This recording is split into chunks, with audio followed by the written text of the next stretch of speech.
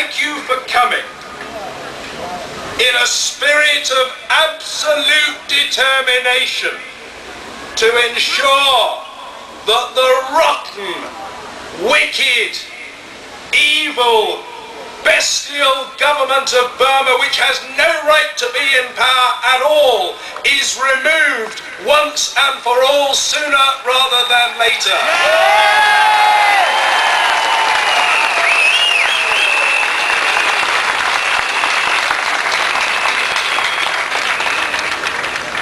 For each and every one of us here, I think, knows, as many of your placards and banners so eloquently testify, that the real leader, the democratic champion, the true heroine of Burma is Aung San Suu Kyi.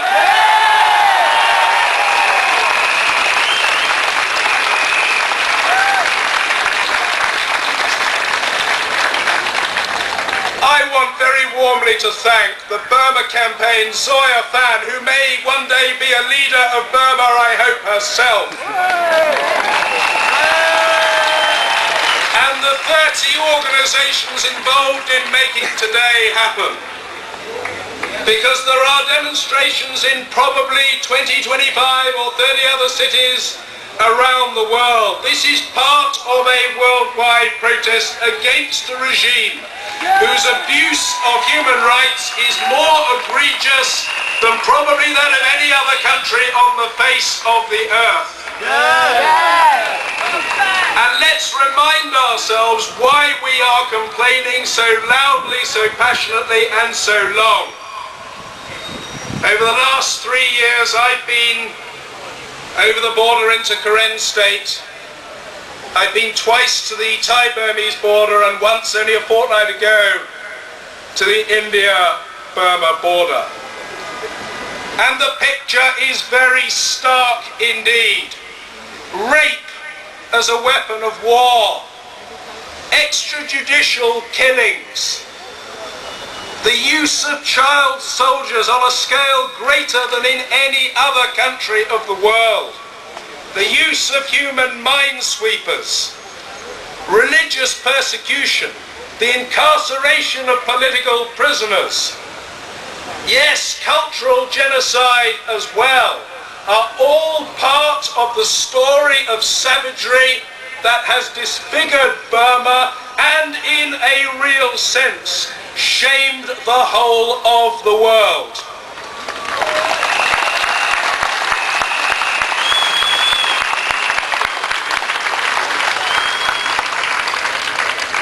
Friends, I will never forget, for as long as I live, meeting people on the Thai-Burmese border who had suffered the most brutal and sadistic water torture, but thankfully lived to tell the tale. I will never forget, as long as I live, meeting parents who had seen their little Burmese children shot dead by government troops in front of their very eyes. And I will never forget, so long as I live, meeting Burmese children who had seen their parents shot dead in front of their very eyes. I will never forget, as long as I live, meeting on the India-Burma border only a fortnight ago, a man who had been turned upside down, savagely beaten by government troops, and had his head smashed repeatedly against a stone pillar for 8 hours without respite. I will never forget, as long as I live, meeting a boy, friends, who is now age 7, but who at the age of just 3 was abducted by the Tatmadaw, the Burmese army, taken to a remote army camp, placed in a barren, cold, small stone room with a wooden floor. Why? Because his father had escaped from prison. His father in prison for defying the regime. That boy was kept there at the age of 3 and he wasn't offered either food or water for a period of 8 hours.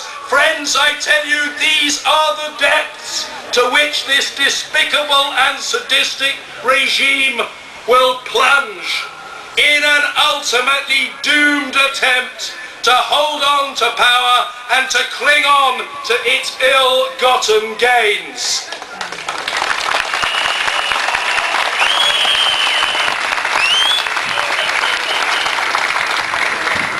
But friends, now the time has come for the most concerted fight back against this despotic military junta.